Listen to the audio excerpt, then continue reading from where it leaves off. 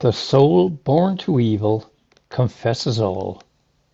Of the three sarcastic allusions to the confession of sin, the heaviest is the one we meet in Canto 5 of Hell.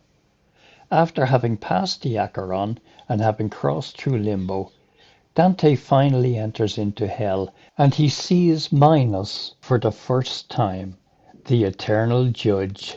All the souls of the damned present themselves before him and he decides in which circle they should pay their eternal punishment, indicating it in a grotesque manner with the number of twirls of his tail. The verses that portray the figure and describe the scene sound like a caustic parody of the priest confessor.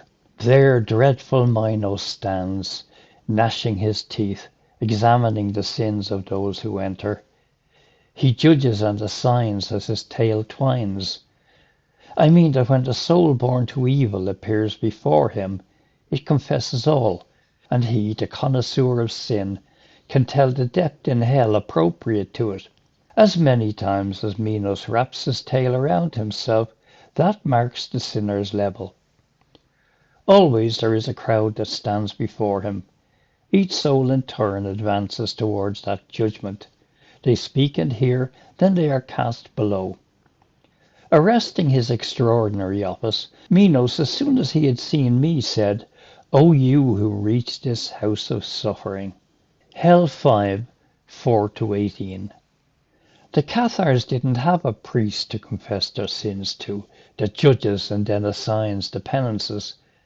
Neither had a hell to condemn souls to suffer for eternity and use as a, page 153, boogeyman during their lives.